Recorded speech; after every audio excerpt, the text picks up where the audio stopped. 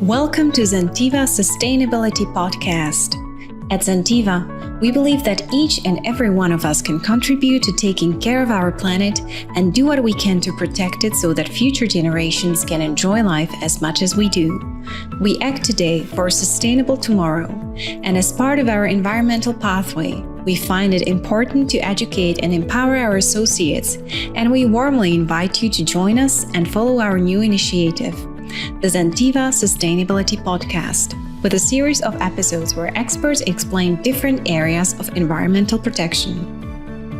Welcome to number 5 episode of our Zentiva Sustainability Podcast. I'm Zofia Kurek-Maciejewicz, Communication Head of Zentiva Poland, and today I'm hosting Anna Strejcowa, founder and specialist of the Zachrań civic organization, which specializes in activities that lead to responsible food management. We are going to talk about food waste, food sharing, and specific actions that could and should be undertaken to reduce food waste. Thank you, Anna, for accepting this invitation, and thank you for being with us today. Hello, Zofia. Thank you very much for having me. All right, so let's begin to discuss the topic with some statistics. How extent is currently the problem of food wasting?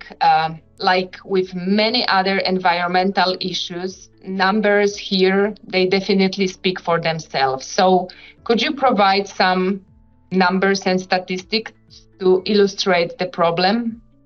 Yes, unfortunately, the numbers are very high. The United Nations estimates that globally approximately 1/3 of all food that was produced for human consumption goes to waste.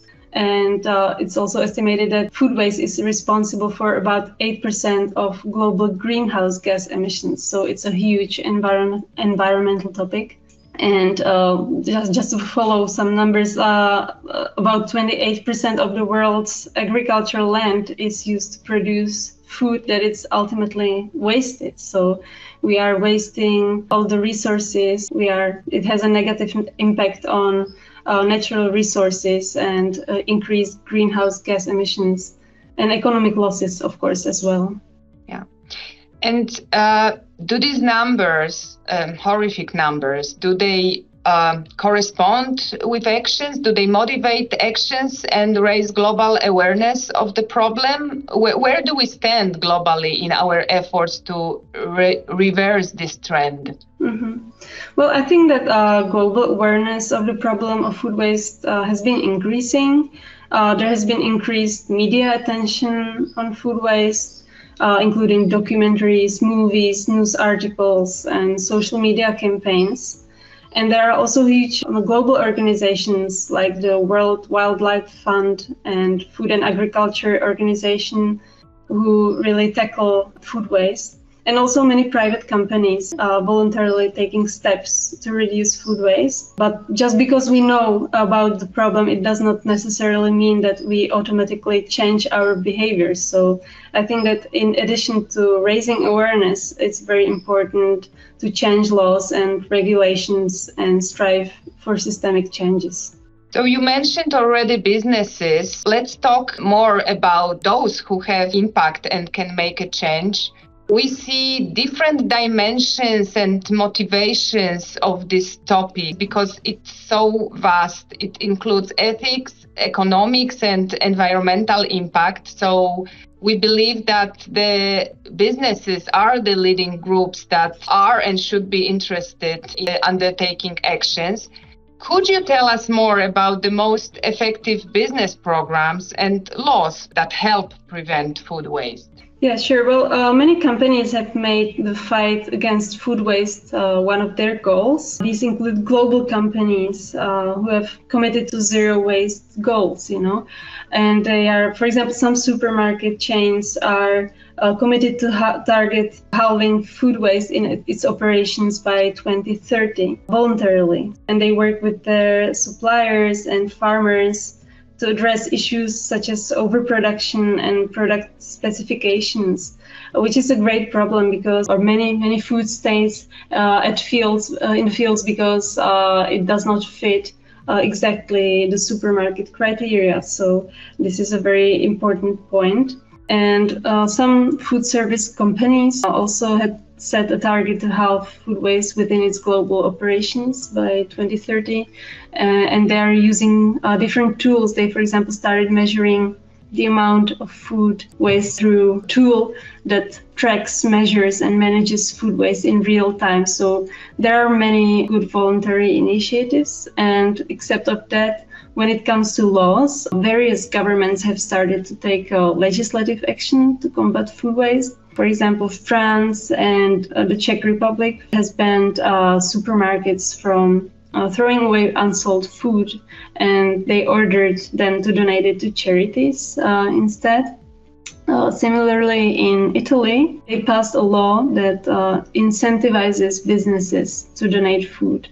And the law simplifies the donation process and offers tax benefits for businesses that participate in the program. So I think there can be different approaches, whether it's motivational or restrictive. And I think like all of them are necessary, and we will see if it helps to change the situation.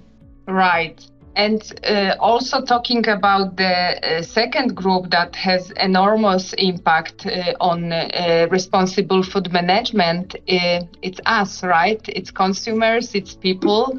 And your organization focus very much on people, yes, on private people, by organizing information campaigns and happenings, yes, to make the change.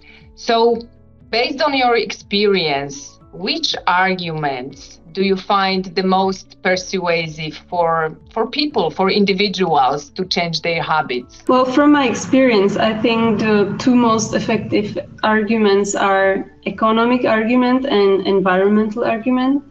Just last year, we tried to count like how much a normal Czech family of 2 adults and 2 children would save if they didn't throw away food.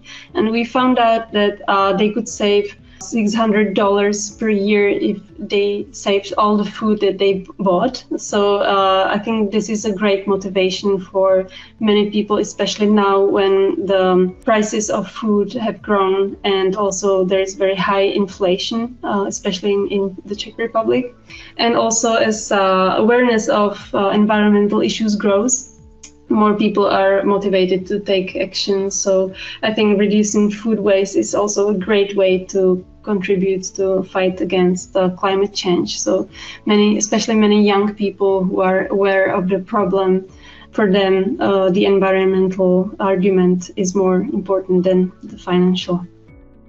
I believe that younger people are more aware thanks to digitalization and new technologies. These solutions, they, I believe, became a great ally in efforts to reduce food waste. All this app and some technologies present in our smartphones, in social media.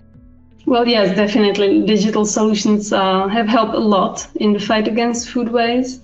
And right now you can find various apps.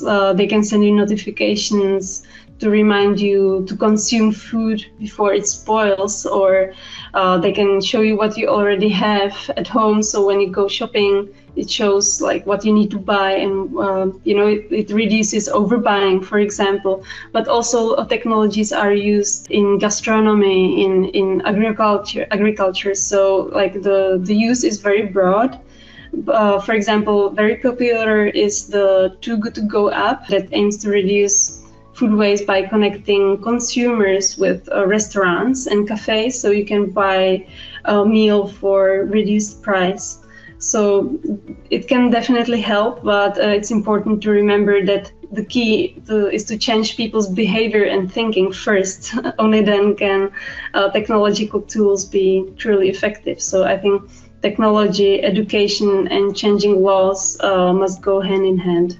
Thank you, Anna. And let's maybe conclude a bit with some small steps that each of us could undertake right away today. For instance, embracing wonky, imperfect veggies, that would be one step. What are the others?